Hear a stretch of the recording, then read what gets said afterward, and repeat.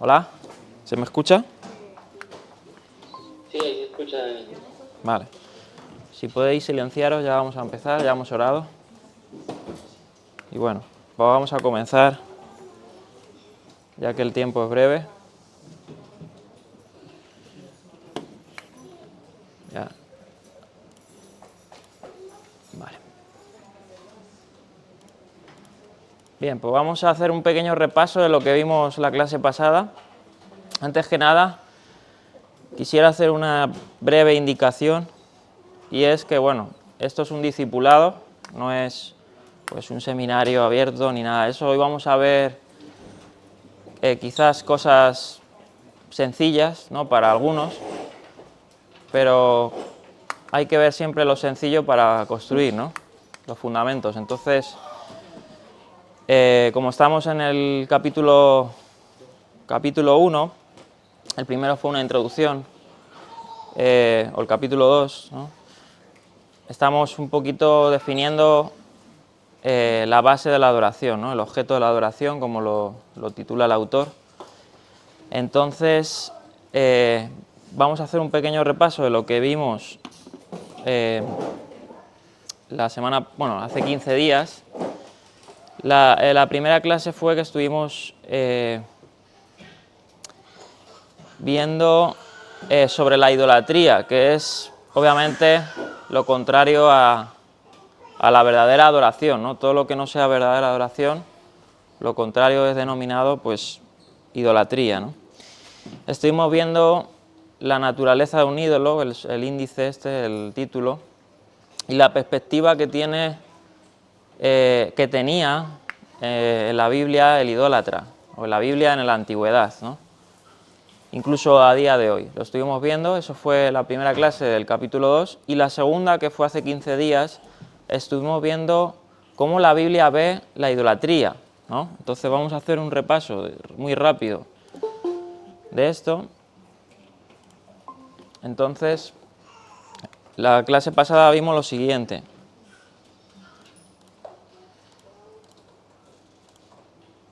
Vale, vimos esto. La naturaleza de un ídolo, la perspectiva bíblica, ¿vale? Y vimos un amplio vocabulario despectivo, o incluso podríamos decir que la Biblia se ríe, ¿no?, de la idolatría, o una parodia, ¿no? Y vimos muchos términos que se denominan para esto, ¿no?, para la perspectiva que da la Biblia a los ídolos. No sé si alguno se acuerda de uno, de una palabra. No la tengo apuntada, pero La primera, por ejemplo, Masé y Adam, que era obra de manos humanas, como haciendo ver al lector o a la persona que los ídolos son meramente cosas humanas, ¿no? Es efímero, ¿no? Entre otras, el Elim, entre otras y otras muchas palabras, terafim, vimos idolón en griego, bolas de estiércol, Ezequiel, ¿no?, lo denomina así. Vale. Y bueno, y vimos luego, claro, que el autor cita una inscripción muy antigua de un idólatra, ¿no? Estamos hablando de la perspectiva de un idólatra, cómo se sentiría un adorador de ídolos en la antigüedad. Y eso para hacer el contraste con lo que hoy vamos a hacer. El contraste de lo que vamos a hacer hoy, vamos a ver a un Dios que se manifiesta al hombre personalmente, ¿no? Y eso es mucho la diferencia del Dios de la Biblia, el único Dios, al Dios de las naciones, o los dioses de las naciones, ¿no? Entonces, en esa oración, que fue un poco larga, que la vimos cómo la persona que escribió esto, ¿no?, que no se sabe, pues registra cómo era una locura el poder, pues realmente apaciguar a los dioses, etcétera, ¿no? Bueno, eso lo estuvimos viendo. Y sin más, pues vamos a entrar al tema de hoy. Y el tema de hoy es, a ver si funciona esto. Vale. Es el objeto de la adoración de Israel, ¿vale? El Eterno, ¿no? Yod-Hei, Vah-Hei. Y vamos a ver un poquito sobre esto, revelando un poco quién es el Dios de Israel, ¿no? Aquí hace la pregunta el autor: ¿quién es este Dios que encontramos en la Biblia? Dice, abordaremos esta cuestión mirando primero al Dios que invita tanto en el Nuevo Testamento y en el Antiguo, ¿no? Y bien, vamos a ir viendo. Y aquí vamos a ir viendo lo siguiente. Tengo el título. Dios se va revelando progresivamente en las Escrituras y obviamente podríamos decir que a nosotros se nos ha revelado de una forma más plena, ¿no? Nosotros tenemos el Espíritu Santo, tenemos el perdón de los pecados, ¿no? No es que los antiguos no lo tuvieran, ¿no? Sabemos que el Espíritu de Dios muchas veces descendía sobre los profetas, sobre algunos personajes bíblicos, ¿no? Moisés y otros. Pero Dios se fue revelando progresivamente a los antiguos, podríamos decir, ¿no? Entonces vamos a ver cómo se denomina normalmente o comúnmente en el Antiguo Testamento al Dios de Israel, ¿vale? Bien, dice, al igual que los dioses de otros pueblos, el Dios de Israel es identificado por una serie de epítetos, ¿vale? Y vamos a ver los principales, que hay muchos, y también luego, estos son los nombres, podríamos decir, más genéricos y que más salen en las Escrituras. Luego salen, pues, podríamos decir, nombres poéticos, ¿no? Y otro tipo de denominaciones para el Dios de Israel, ¿no? Bien, el primero, sin lugar a dudas, es el nombre de Elohim, ¿vale? No voy a hablar de esta palabra, en las notas he reunido bastantes apuntes para luego el material pasarlo en PDF, no sé si alguno vio el capítulo 1, que lo mandé a los correos. En el capítulo 1 estaba las diapositivas y las notas, entonces ahí no lo voy a decir, pero bueno, ya sabemos la mayoría de nosotros lo que esta palabra abarca y significa, ¿no? Bien, la palabra Elohim es, como dice el autor, la designación genérica para la deidad, ¿vale? Es una designación genérica, ¿no? Podríamos traducirlo como Dios, ¿no? Dice, ocurre 2570 veces. Elohim es el plural de majestad para Eloa, ¿vale? Eloa sería, por decir así, singular, ¿no? Elohim es un plural majestático en su sentido genérico para, traduciendo Dios, como un solo Dios, ¿vale? Vale, dice, con mayor frecuencia en Job y en otras escrituras poéticas, y he dado algunos ejemplos. Y el arameo Elá. Bien, ese sería el nombre genérico más concurrido, o de los más concurridos. Luego hay un nombre más, no genérico, sino más personal, que hoy también, no sé si llegaremos a ver un poquito, que es el nombre, el tetragramatón, que es tan citado en la Biblia, obviamente, para designarse o personificar al Dios de Israel. Y bueno, veremos unos atisbos de lo que pueda abarcar ese nombre más personal, ¿no? Vale. Segundo título, bueno, Elohim pues es una palabra genérica que significa, como he dicho, Dios, ¿vale? Pero luego se denomina, abarca mucho más léxico, ¿no? Y mucha más teología, ¿no? Entonces eso, como he dicho, no lo voy a explicar porque podría tirarme un buen rato, están en las notas, ¿no? Segundo título es la palabra El, ¿vale? El nombre del Dios superior en el panteón, es curioso ese título. Por ejemplo, Elohim no aparece en ninguna otra literatura del antiguo cercano Oriente. Sí aparece la palabra El, ¿no? Y El es el nombre de Dios que comúnmente en la región de Canaán se le daba a un dios, ¿no? Y que se le denominaba como el dios, uno de los dioses del panteón, ¿no? Que había.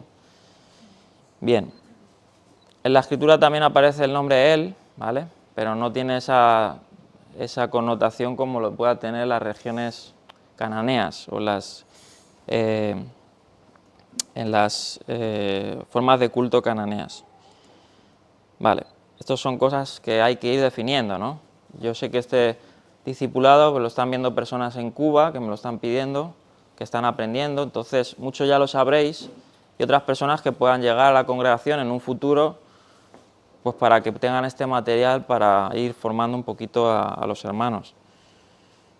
Bien, otro nombre que aparece también muy concurrido es el nombre del Shaddai, ¿no? Todos estos nombres, las raíces de estos nombres tienen pues algunos más que otros tienen un poquito más de juego. ¿Qué quiero decir con juego? Que tienen un poco más de discusión qué pueda significar, si viene de una raíz significa una cosa, si viene de otra significa otra, ¿no? Bien, con el nombre del Shaddai pasa esto, ¿vale? También están las notas un poquito en la discusión esta, pero normalmente se le conoce o se le traduce como todopoderoso. También se le puede traducir, ¿no? Al Dios no conocido, curioso, no tiene nada que ver, ¿no? Y dice, pero el autor, hablando de este título, probablemente aludiendo este título al papel de Dios como aquel que preside la corte celestial en la montaña de Dios. Bien. Bueno, eso también tiene pues, un poco más de trasfondo, bueno, pero eso es otro título que hay. Y hay algunos ejemplos que aparece este nombre, ¿no? Por ejemplo, aparece por primera vez, ¿no? En Génesis 49-25 y aparece hasta 48 veces en toda la Biblia, ¿vale? Es uno de los títulos también que se utiliza comúnmente. Pero no es tan concurrido como Elohim, por ejemplo. Bien, otro epíteto es Elión, ¿no? Se traduce normalmente como altísimo, ¿no? De una raíz que significa ser alto. Bien. Es curioso, este nombre no es tan concurrido, de hecho aparece solo en el Salmo 9.2, en el texto masorético 3, y Isaías 14.14. O sea, no aparece literalmente este nombre, salvo esas dos veces, sí aparece en combinación luego con otros nombres, en otros pasajes, pero el título en sí solo aparece dos veces en la Biblia. Bien. Señor Maestro, Adonai. Aquí dice enfatizando su poder sobre toda la tierra, otra vez es otro nombre, Adonai. Este sí es usado muchas veces, aproximadamente 450 veces, de las cuales aproximadamente 350 se aplican a Dios. No siempre se aplican al Dios de Israel, se puede aplicar a otros dioses, ¿no? O a otros señores, pero 350 veces aparece aplicado a Dios. Bien. Sexto título, Baal, que significaría, ¿no? Genéricamente maestro o dueño, como en el nombre personal, Bel-Yah, que es, el Eterno es Baal, es Señor, ¿no? O es dueño. Primera de Crónicas 12:5. Bien.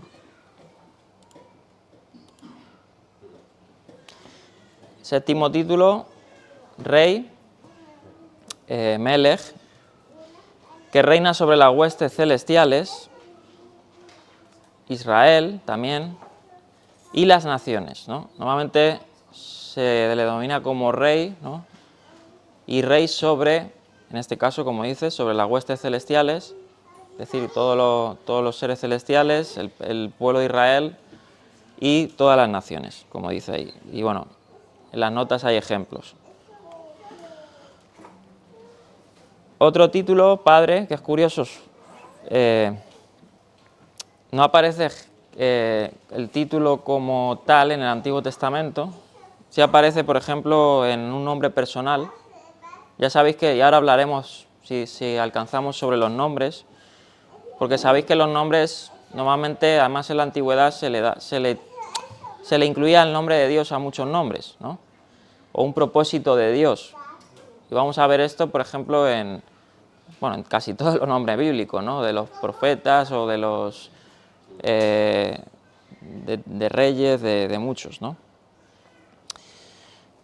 Noveno título, poderoso, Abir, por ejemplo, uno famoso, Génesis 49, creo que son las bendiciones que da Jacob, y en una de ellas se le denomina como Abir, el poderoso de Jacob, ¿no? Es otro nombre, y bueno, hay otros ejemplos como el Salmo 132, verso 2, Isaías 49, 26, etc. Bien, otro título, temor, temeroso, bueno, Génesis 31, 42.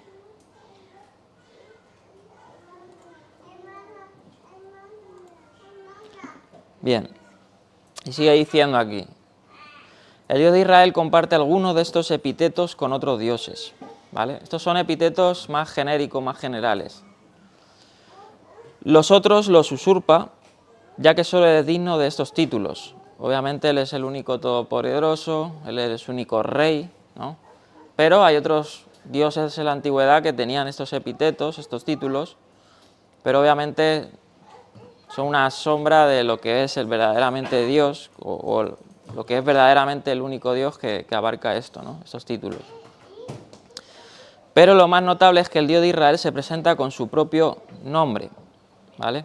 Y que es el nombre que Dios revela, o que se revela a Moisés, ¿no? Cuando Moisés quiere saber, pues, de parte de quién va, ¿no? Bien, el nombre de la alianza, podríamos decir, ¿no? Que es el nombre más personal que se revela a Dios a los antiguos.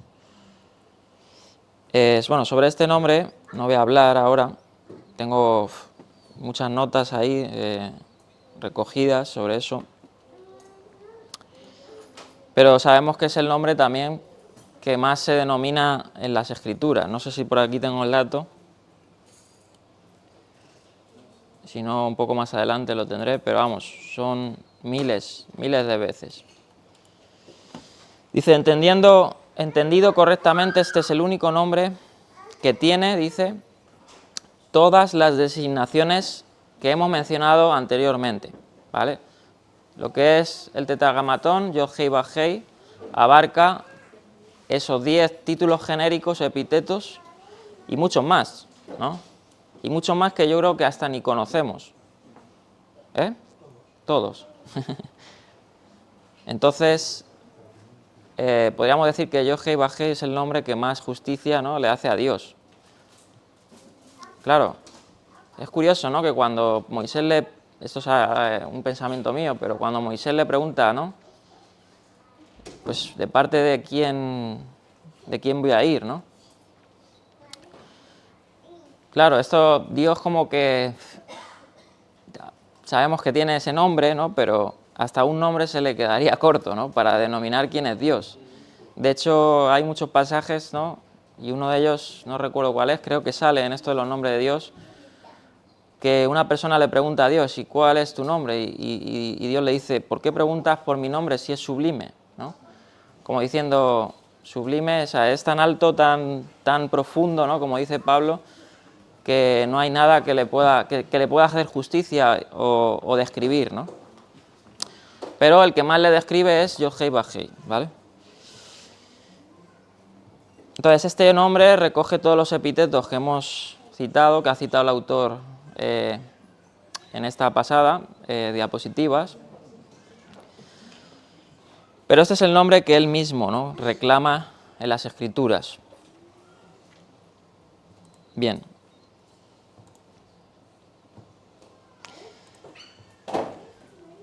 Sobre este nombre se ha discutido mucho, ¿no?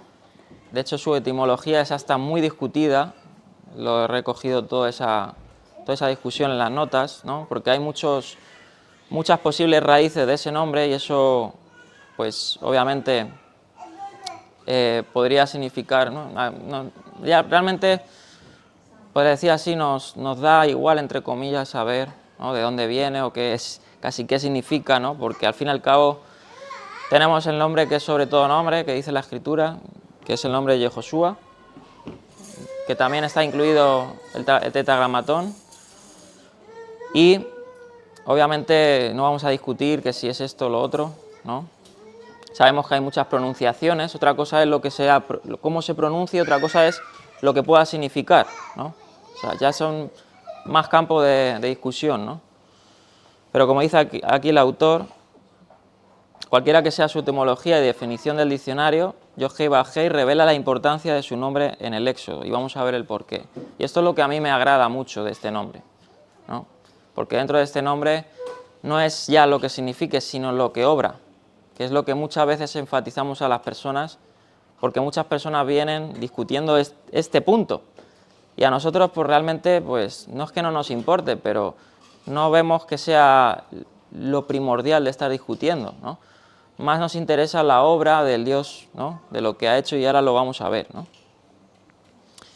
Bien, el nombre de Tetragramatón identifica al Dios que declara por acción, dice, estaré allí, como dice, ¿no?, se lo dijo a Moisés, estaré allí para liberarte, ¿no? Eso ya te da una connotación de la obra divina. Estaría allí para revelarme para ti. Vale, esto es lo que estamos hablando de la diferencia de los dioses a nuestro Dios, ¿no?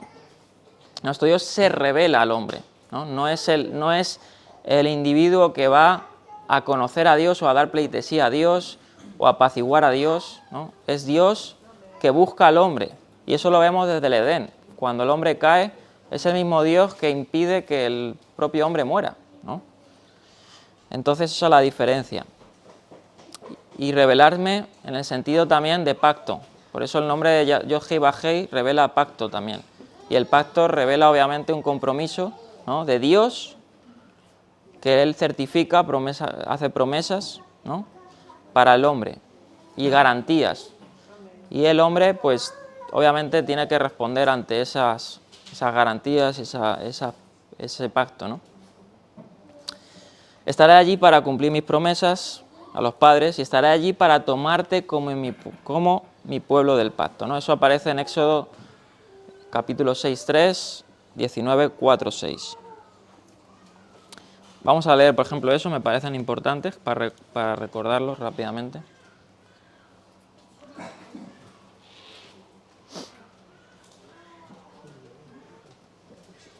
Vale, Éxodo 6:3. Yo soy el Señor, ¿vale? Yo soy el Señor, me aparecí a Abraham, a Isaac y a Jacob bajo el nombre del Dios Todopoderoso, ¿vale? Como he dicho, se va revelando progresivamente, y es curioso porque ahí también hay una discusión, ¿no? Hay una discusión porque sí aparece el nombre del tetragramatón antes del Éxodo, curioso, ¿no? Y hasta dice que por ahí en Génesis 4, creo, que empezó la gente a invocar el nombre de Yod-Heh-Vah-Heh, ¿no? Bueno, es una cuestión ya de discusión, pero sabemos que, según aquí, y el propio Dios en Éxodo, Abraham, Isaac y Jacob no le conocieron, por decir así, en algunos detalles tan personales, ¿no? Entonces eso vamos viendo que se va detallando poco a poco hasta su sumum, que obviamente es ahora con el Espíritu a nosotros. Entonces ahí lo dicen, pero no les revelé mi verdadero nombre, que es Yod-Heh-Vah-Heh, el Señor. Vale, vamos a ver, por ejemplo, el capítulo 19 de Éxodo, para seguir con esta idea tan personal. Les dice aquí el Señor: ustedes son testigos de lo que hice con Egipto y de que los he traído. Curioso, ¿no? Ahí vemos una relación personal, ¿no? Les he traído hacia mí como sobre alas de águila. Entonces ahí vemos cómo Dios se revela para tomarlo como su posesión, su pueblo, para revelarse, para conocer, etcétera, ¿no? Lo que está hablando aquí el autor del nombre personal, ¿no? El nombre más concurrido personalmente para Dios. Vale, aquí yo esto lo incluí. Esto es una de las estelas más antiguas que se han encontrado con el nombre de Dios, ¿no? Obviamente el tetragrámaton no tenía vocales, ¿no? Y esta es la estela, famosa estela del rey moabita, Mesa. Eso lo tuve que traducir ahí. Entonces, en esta estela dice, se encontró, ¿no?, diversos logros de este rey. Es curioso que, ¿vale?, esto es interesante a los que les guste la arqueología. En la antigüedad, los reyes, los faraones, normalmente no registraban sus derrotas, ¿no? Y en esta estela de Moab pasa esto. En esta estela de Moab, bueno, aquí sí, ¿no? Aquí sí parece ser que el pueblo de Israel perdió, pero por ejemplo vemos la estela de Merneptah, ¿no?, supuestamente es de Egipto, que ahí aparece el nombre de los israelitas, según se dice, como que fueron destruidos. Y sabemos que por la Biblia no fue así, ¿no? Entonces, bueno, simplemente, pero esto arroja luz para ver que sí fue histórico, que Israel existió, porque ya sabéis que hay muchos minimalistas o gente que ataca, sobre todo, pues eso, las historias del Antiguo Testamento y todo esto, ¿no? Y esto nos da luz para decir, bueno, es que hay registros que sí, ¿no? Y vendrán más, porque yo lo creo, ¿no? Pero bueno, entonces aquí vemos esta estela, ¿no? Que aparece el nombre de que estamos hablando, que comúnmente se traduce como Yahvé. Bien. Sigue diciendo aquí.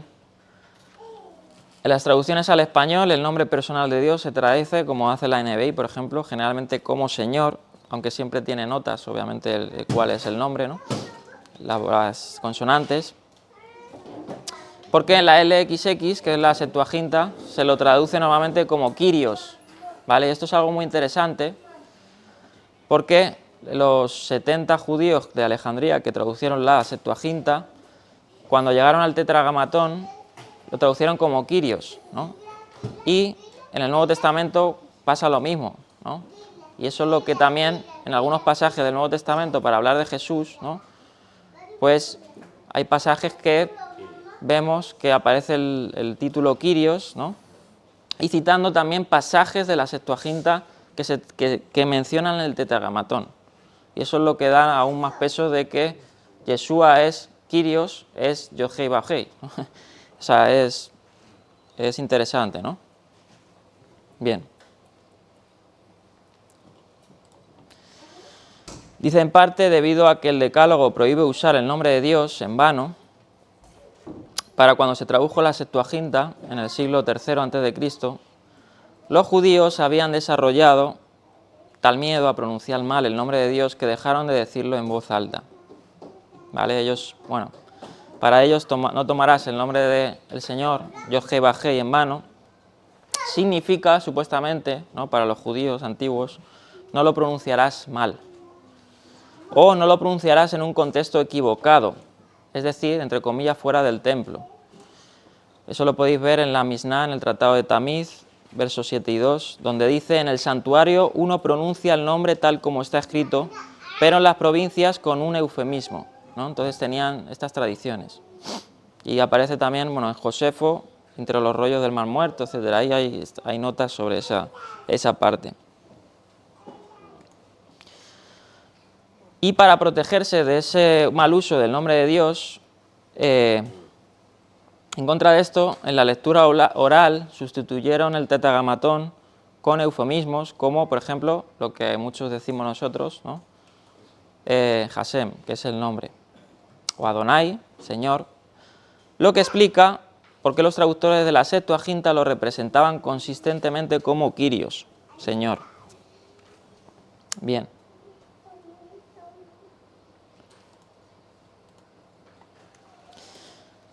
Esta práctica se trasladó a las citas, como he dicho antes, del Nuevo Testamento, de los textos del Primer Testamento que implican, que eso es lo que he dicho antes, pero esto es muy importante, que implican el nombre divino.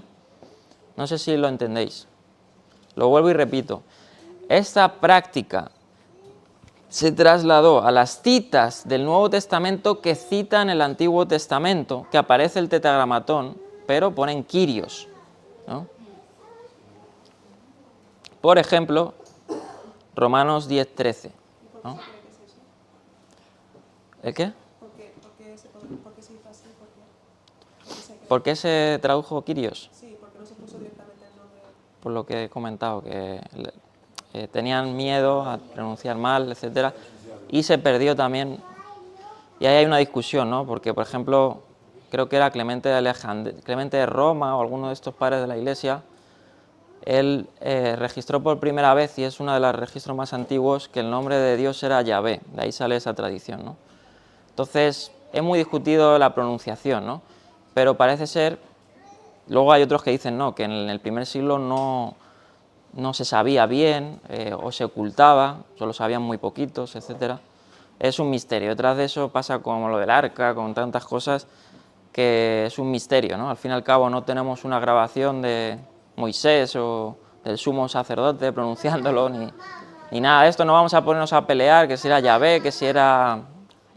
¿cuál era el otro nombre? Jehová, Jehová. Claro, o sea, sabemos que obviamente se pronunciaba una vez por lo menos, ¿no? En el tabernáculo, y nuevamente era Aarón, ¿no? Cuando vivía, y obviamente lo debería de saber, ¿no? Ahora otros, dentro del nombre también hay mucho misterio, ¿no? Y de hecho ahora voy a hablar de eso, y en las notas tengo mucho de eso, hasta arqueología, un montón de cosas, de una enciclopedia muy buena, que es, ahora la voy a citar para lo de los nombres, pero bueno, detrás de eso hay mucho folclore, ¿no? Pero bueno, puedes tener una idea u otra, pero tampoco nos vamos a tirar de los pelos y mi hermano piensa que es Jehová y mi otro hermano piensa que es Yahvé o Yahweh, o por ahí, que ya hay otros que dicen otras cosas que, bueno, que sí que pues te dan un poquito más de risa o más de tal, pero sin más, ¿no? No vamos a discutir ni a burlarnos. Al fin y al cabo, bueno, no nos salva, por decir así, decir unas letras, como algunos han dicho, nos salva la obra del que lo ha hecho, ¿no? Entonces, por eso, no vamos a darlo. Entonces, es muy curioso lo que esta cita o este punto es muy importante por eso. El ejemplo que he dicho, Romanos 10:13, donde Pablo dice, todo el que invoque el nombre del Señor será salvo, Kyrios, y está citando el Antiguo Testamento. Ahora mismo no tengo la cita, creo que es un profeta, pero está citando y aparece en el tetragramatón. Entonces ahí está citando en el contexto de Yeshua, ¿no? Entonces es curioso también. Bien. Sin embargo, está claro en los nombres teofóricos, ¿vale? Nombres que incluyen alguna porción de un nombre divino, eso lo vamos a ver ahora, no sé si alcancemos a verlo. Los nombres teofóricos son que se incluye dentro de una persona el nombre de Dios, ¿vale? Por ejemplo, Jeremías, Josafat, Isaías, y bueno, tantos y tantos nombres, ¿no? Bien, eso está claro en los nombres teofóricos, en la Biblia hebrea y en las cartas de Laquis, dice el autor, que el nombre se pronunciaba regularmente con sus vocales, hasta después de la caída de Jerusalén en el 586 a.C. Bien.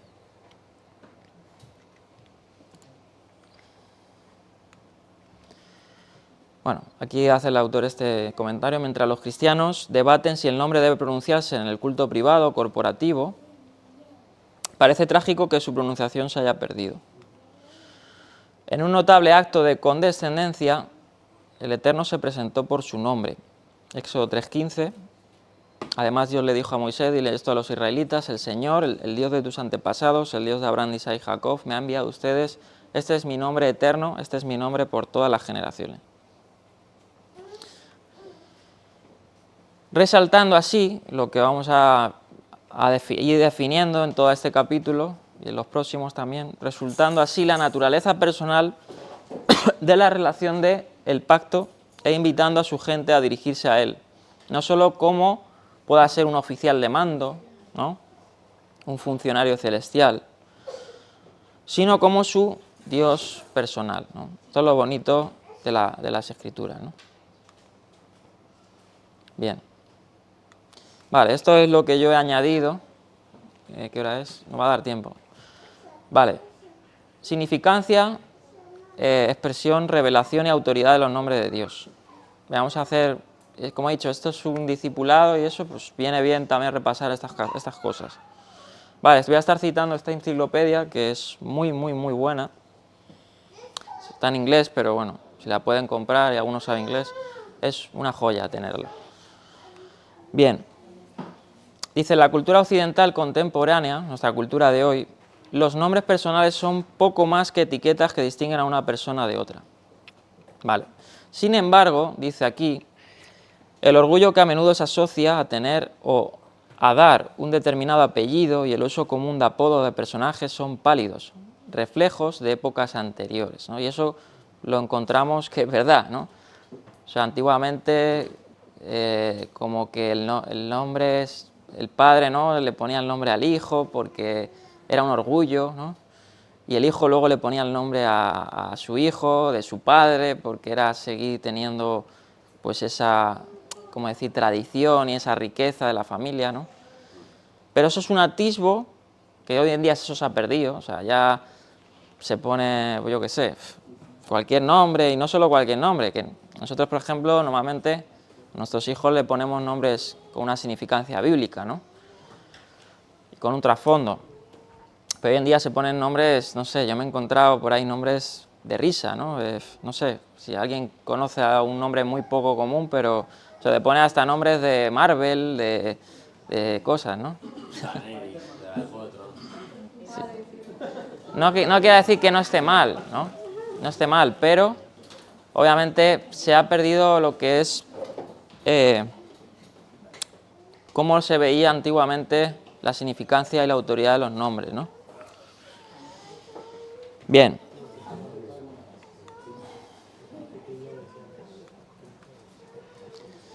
Dice, la importancia del nombre personal encuentra una clara expresión en el Antiguo Testamento, en los relatos sobre la atribución o el cambio de nombres, ¿no? Esto ya vamos a saber, lo hemos visto, ¿no? Pero el nombre, me gustó esta parte, la subrayé en negrita, el nombre, que normalmente tenía una persona,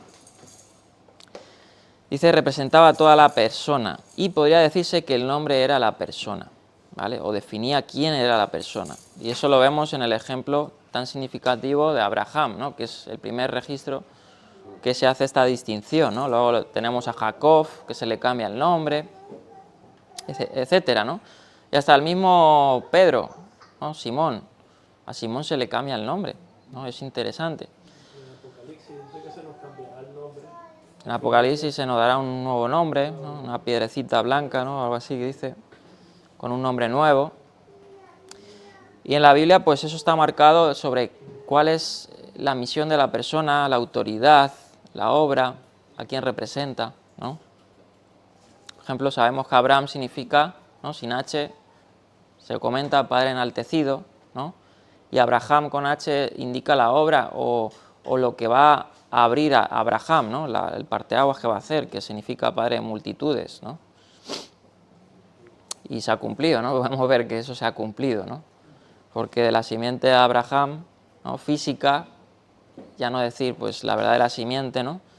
Que se le prometió a Abraham, pero hasta de ahí salieron pueblos, ¿no? Bien, con esto de toda la guerra que hay hoy en día, pero bueno. Bien. Bien, los nombres podrían darse proféticamente, ¿vale? Eso lo encontramos sobre todo en los profetas, sobre la misión o lo que le va a acontecer, por ejemplo, al pueblo, y se le daba un nombre, ¿no? a un niño normalmente, indicándose el futuro del pueblo, ¿no? Y lo encontramos ahí, por ejemplo, en nombres como de los hijos de Oseas, que por ejemplo a uno de los nombres de los hijos de Oseas se le llamó Lo Ruhama, ¿no? Lo Ruhama. A otro se le llamó, ¿cómo? ¿Ese otro? Lo Amí, ¿no? ¿Para qué? Para dar un atisbo de lo que va a ser el futuro, ¿no? Entonces, y para hacer un juego de palabras y contrastar luego lo que Dios va a hacer, ¿no? Porque al fin y al cabo estos nombres son prerrogativos, lo a mí es no mi pueblo, ¿no? Como diciendo que se desentendió Dios de su pueblo rebelde, pero luego en los capítulos siguientes de Oseas te va a decir de la que no tuve, de la que, como decía, de la que no tenía complacencia me complací o algo así, ¿no? Y de la que no era llamada pueblo la recogí como pueblo, ¿no? Y los nombres podían tener eso, ¿no? Y también un significado teológico. Bien, y hay otros nombres, por ejemplo, el famoso Emanuel, ¿no?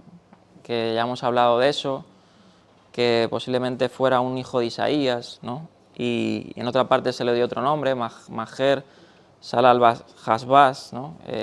Bueno, eso lo hemos estudiado en Isaías cuando lo estudiamos y lo estuvimos comentando yo y Héctor sobre lo que estamos hablando del uso del antiguo en el nuevo, porque es una de las profecías mesiánicas, ¿no? Pero históricamente pues tenía también una connotación histórica y teológica para sus contemporáneos y profética.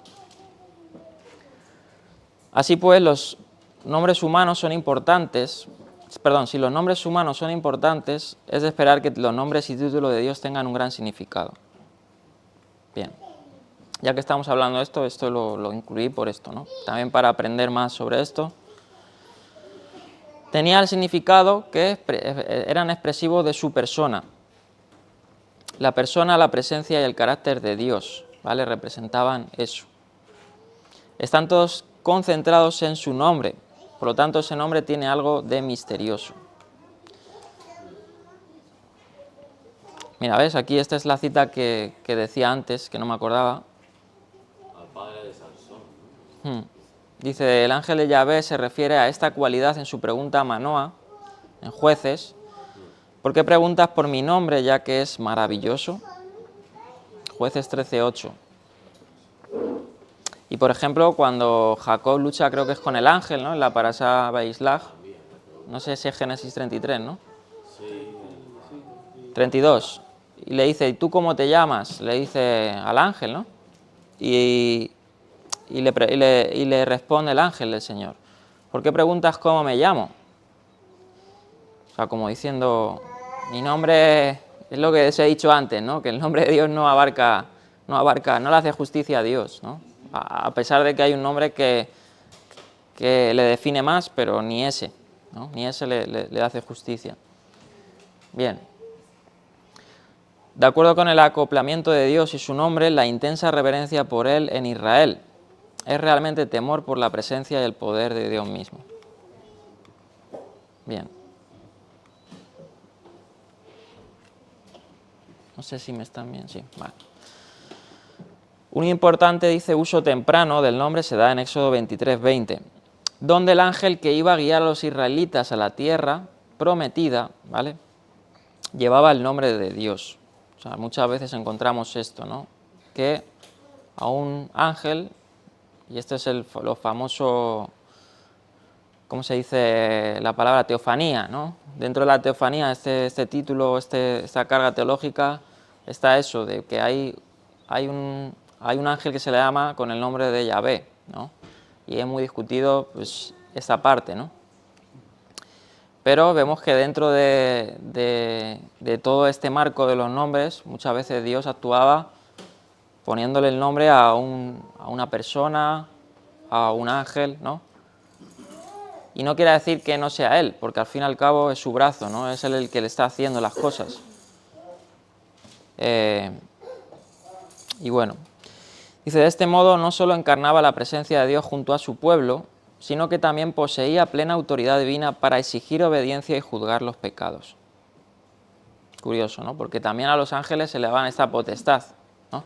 Y eso es curioso porque eso prepara al lector o a la persona, porque uno de los argumentos judíos, ¿no?, antimisioneros, o como lo queramos llamar, que atacan el Nuevo Testamento, es que Dios, ¿no?, uno de los decretos de Maimónides, o de los famosos declaración de Maimónides, de la Mishnah Torah o Mishneh Torah, como se quiera decir, es que Dios no tiene cuerpo ni forma, ¿no?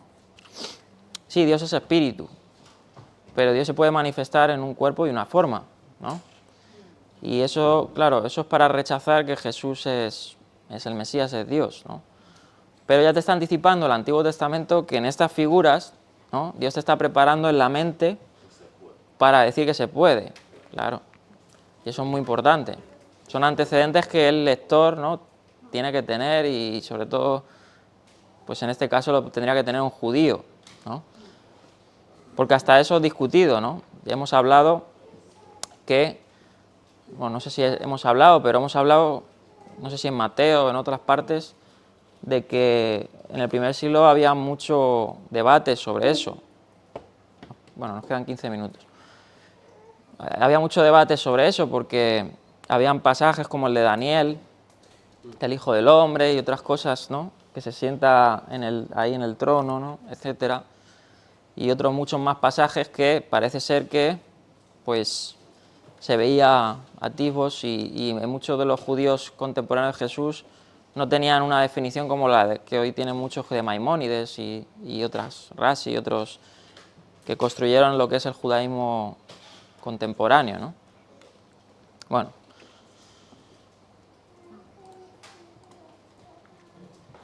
Sin embargo, dice, en el ángel solo estaba el nombre, no la totalidad del ser de Dios. Los dos parecen haber sido en cierto sentido separables, ¿no? Y eso me gusta mucho porque eso, no sé si alguno prestó atención cuando yo hablé del Hijo del Hombre, del título, ¿no? Y eso aún me va cuadrando más los puzzles, porque la figura del Hijo del Hombre, que estuve hablando, ¿no?, esa parte, encontramos esto, la figura del Hijo del Hombre. Por ejemplo, el Hijo del Hombre no sabe ni cuándo vendrá el día ni la hora, ¿no?, solo el Padre. Todas estas disyuntivas engloban esto, ¿no? Engloban de que Dios se manifiesta de muchas formas. La misión del Hijo del Hombre tenía una misión, ¿no?, y lo hace progresivamente, como he dicho, ¿no?, hasta la plenitud que será la consumación en la Jerusalén celestial, los cielos nuevos y tierra nueva, ¿no?, donde dice que seremos uno con Dios. Pero bueno, dice así: después de la apostasía del pueblo, al hacer el becerro de oro, repitió su promesa de proporcionarles un ángel que los acompañara, pero se negó Dios a acompañarlos él mismo, ¿no? Solo la persistente intercesión de Moisés aseguró la presencia continua de Dios mismo con su pueblo. Bien. El hecho de que el nombre significara la presencia personal de Dios y sin embargo no fuera en sí mismo el todo de Dios, fue utilizado por Deuteronomio y los escritores históricos deuteronómicos para expresar lo que un teólogo moderno llamaría la inmanencia y la trascendencia de Dios. Bien, esto es lo que veníamos hablando antes, ¿no? Del mismo modo, habita en el cielo y no puede ser contenido por ningún lugar, ¿no? De paso, eso cuando el Salmo lo dice, ¿no?, que el cielo es mi trono, ¿cómo es? Y la tierra el estrado de mis pies. ¿Qué templo, no?, podréis construir, ¿no? Al fin y al cabo, siquiera ni el arca, ¿no?, ni el templo, nada puede abarcar nada de esto, ¿no? Nada de esto. Bueno, ahí tenéis algunas citas. El Deuteronomio 26:5 dice, 15, mira desde el cielo, desde el santo lugar donde resides, ¿no?, podríamos decir metafóricamente, ¿no?, y tal como se lo juraste a nuestros antepasados, bendice a tu pueblo Israel y a la tierra que nos ha dado, tierra donde abundan la leche y miel. Y Primero Reyes es interesante esta cita, pero ¿será posible, Dios mío, que tú habites en la tierra? Si los cielos, por alto que sean, no pueden contenerte, mucho menos este templo que he construido. Fíjate. Sin embargo, bueno, sabemos que dentro de eso, todo esto eran figuras porque claro, Dios se tiene que manifestar al hombre de alguna forma, ¿no?, en su limitancia. Nosotros somos seres limitados, ¿no?, seres limitados. Hasta yo me atrevería a decir que hasta cuando tengamos cuerpos incorruptibles no seremos igual que Dios, ¿no? Imposible, o sea, Dios es más, pero sí seremos un atisbo más, podríamos decir, más palpable de Dios, ¿no? Pero claro, entonces seríamos igual que Dios, seríamos, ¿no? Como dice uno, Jehová Juniors, por ahí, ¿no? No, nada de esto. Seremos redimidos, tendremos un cuerpo incorruptible, pero seremos, como dice Pablo en Romanos, dice, seremos, como dice, no, dice en figura de familiar, ¿no? Dice como adoptados, ¿no? Adoptivos, y luego dice, Jesús dice que tiene muchos hermanos, ¿no? De hecho lo vimos en Mateo, ¿quién es mi padre, mi hermana, mi madre, mis hermanos? Sino el que hace mi voluntad, ¿no? Sin embargo, el Padre de todo, ¿no? La fuente de todo no se le compara, ¿no? A pesar de esto. Pero Dios juega con su nombre en un templo, le dice que construya un altar, ¿no? No porque ahí Dios va a vivir ni nada de esto, sino para manifestarse personalmente al hombre, porque el hombre es limitado, ¿no? Es limitado y punto. Si Dios, no podemos, somos limitados, ¿no? Bien. Entonces, como dice, ¿no? El cielo no puede contener, ninguna estructura lo puede contener, pero, como dice, consciende, o sea, eso lo dice un salmo, ¿no? Lo cantamos, ¿no? Él dice, a ver si alguno se acuerda, él se desciende para ver a los humildes, ¿no? Sí. O sea, al fin y al cabo, él como que se humilla a sí mismo para relacionarse con la limitancia del hombre, ¿no? Es como, por ejemplo, nosotros cuando tenemos a un niño de 7 años que está aprendiendo y jugamos con él y tal, te haces un niño como él, pues así es Dios, ¿no?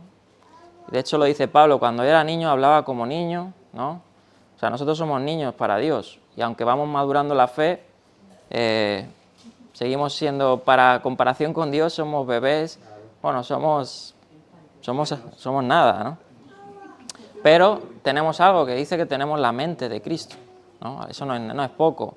Es decir, nosotros hay una especialidad que a lo mejor por ahí los de ahí fuera no la tienen. Tenemos el Espíritu de Dios, tenemos la mente de Cristo, eso ya es mucho, ¿no?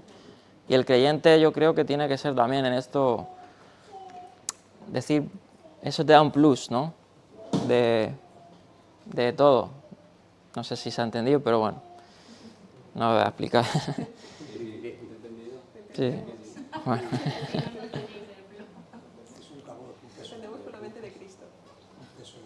Sí, claro, y tenemos los sentidos, tenemos que agudizarlos, ¿no?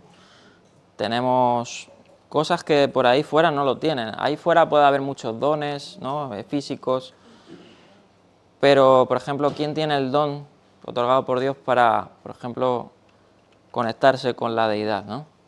Para hallar el trono de la gracia? Solo los hijos de Dios, ¿no? Eso no lo tienen los hijos del mundo. Si tienen la oportunidad, obviamente, la puerta está abierta para todos, pero nosotros tenemos muchas cosas que disfrutamos que por gracia las tenemos y somos más que afortunados, ¿no? Y bueno, morará los sitios, ¿no? Por ejemplo, en el templo, que uno de los nombres que se le dio, ¿no? Incluso antes de ser el templo, dice el lugar donde habita mi nombre, ¿no? El lugar donde yo he escogido, donde me ha placido poner mi nombre, ¿no? Está hablando de Jerusalén. Eso indica simplemente para una relación de pacto, ¿no? De íntima. Y por ejemplo, la oración que hizo Salomón, ¿no? Cuando construyó el templo, que era el propósito de David o lo que tenía en el corazón David, que nunca pudo por su pecado, pero era para dar pleitesía al nombre de Dios, ¿no? Para exaltar el nombre de Dios. Y en la oración de Salomón eso se cumplió cuando dijo, para el nombre del Señor ha sido puesta esta casa, ¿no? Es decir, para que el pueblo pueda encontrarse cara a cara, ¿no? Podríamos decir, en relación con Dios. Bien, nos quedan 5 minutos para acabar. No vamos a terminar esta parte, pero bueno, luego iremos ampliando más sobre definiendo el objeto de la oración, ¿no? Del Dios de Israel. Dice, de este modo el resto de su oración preveía, la de Salomón, que la gente rezara e invocara el nombre de Dios, hacia este lugar, donde estaban sus ojos y su corazón, aunque Dios mismo escucharía en el cielo su morada. Bien, obviamente el nombre de Dios se invocaba en todo, podías tú invocarlo, y cuando hablamos del nombre de Dios, ya nos, sáquense fuera el tetragramatón, ¿no? Estamos hablando de apelar a Dios, ¿no? A su uso genérico, por ejemplo. Pero bueno, si alguno lo conocía, pues, yo no creo que, bueno, no sé. Pero Él lo escucha todo, ¿no? El clamor, no hace falta un templo. Ahora somos nosotros el templo de Dios y Dios nos escucha. Pero yo creo que en el antiguo israelita, si estaba en su morada, en su tienda, y oraba a Dios, ¿no? Y se acercaba a Dios, Dios le iba a escuchar desde su cielo, ¿no? Desde su morada. Pero bueno, el templo tenía una connotación especial de que ahí Dios se manifestaba, ¿no? Por ejemplo, la escalera de Jacob, ¿no? Tan famosa. Algunos dicen que esa escalera fue donde el templo se construyó, ¿no? Sobre todo los judíos dicen eso, porque era el lugar donde metafóricamente los ángeles subían y bajaban, ¿no? Donde parece ser que Dios mostraba su favor y las oraciones subían ante Dios para mostrar su favor y conceder el bien a Israel. Bien. Dani, ¿eso fue en Betel? Sí. Sí, algunos judíos dicen eso. La parte muy emblemática, porque dice que allí también donde iba Abraham a matar a Isaac. Sí, es que hay algunos judíos que ubican esa parte con el templo y eso, pero vamos. Podía ser, o sea, que no fuera ahí. Pero ya fuera de que fuera un lugar, el lugar exacto, al fin y al cabo, lo que digo, invocaras donde invocaras a Dios, ¿no? Si por ejemplo, los perdidos de Nínive se arrepintieron y invocaron a Dios, ellos fueron más que escuchados, ¿no? Bien. Parece que el sitio de Betel también es incierto un poco. El sitio, ¿no? Sí, El lugar, claro. o sea, dicen que es aquí, pero no están totalmente seguros. Claro, Betel supuestamente significa casa de Dios, ¿no? Por eso decían, algunos lo ubicaban con el lugar donde el templo se construyó, otros al norte, creo que es de Israel, no sé. Bueno, vamos a cerrar ya estas ideas. Estamos hablando de que el nombre son expresivos de su persona. La relación personal así establecida a través del nombre de Dios era un medio de salvación y asistencia. Eso lo encontramos, por ejemplo, en el Salmo 54, verso 1, donde dice: sálvame, oh Dios mío, por tu nombre, defiéndeme con tu poder, ¿no? O sea, el nombre se apelaba también con atribuyendo a su salvación, ¿no? A la intercesión de Dios. Vale. El tercer mandamiento prohibía terminantemente cualquier intento de utilizar el poder del nombre de Dios con fines mágicos o egoístas, ¿no? Y ahí es donde la declaración de no usar el nombre en vano puede tener muchas connotaciones, ¿no? Y también es discutido, ¿no? Que si en cualquier palabra vacías, en cualquier conversación vacía, que si atribuyéndole algunas cosas que no son de él, ¿no? Obviamente la escritura, el decálogo te dice eso: no usarás el nombre de Dios en vano, ¿no? Con la Kabbalah tiene problemas, ¿no? Sí, la Kabbalah y muchas cosas. Sobre eso sí, sobre los mágicos y egoístas. De hecho, es que todas estas ideas de lo que hemos hablado, ¿no? Tanto misterio detrás del nombre de Dios, muchos tienen tintes esotéricos, ¿no? Hay mucho misterio ahí detrás, ¿no? Y la Kabbalah usa mucho el nombre de Dios para meditar, para conectarse con Dios, para no sé cuánto, no sé qué. Pero bueno, o sea, esas son otras cosas que no nos interesan realmente. Pero se utilizaba con el poder, ¿no? O sea, se apelaba a que no se utilizaba el nombre de Dios con estos poderes, ¿no? Y de hecho muchos, hasta en el Nuevo Testamento lo utilizaron con eso, ¿no? Por ejemplo, que era Simón el Mago, ¿no? Que utilizaba el nombre de Jesús, ¿no? Para echar demonios, y algunos otros querían comprar el don del Espíritu Santo. Pero claro, eso es utilizar el nombre de Dios en vano, porque al fin y al cabo lo quieres por un resultado que te va a dar, Y bueno, lo vamos a dejar aquí porque ya se va a cortar, no quiero que los demás se pierdan. Entonces, bueno, la próxima clase terminamos esta parte, este excursus de los nombres, de la significancia de los nombres. Y bueno, vamos aquí a terminar para los que están conectados. Y aquí a los que estamos, si alguno tiene algún aporte, alguna pregunta. El nombre que más se utiliza es Señor. En el Antiguo Testamento es el tetragramatón, sí. Dani, lo que está muy claro es que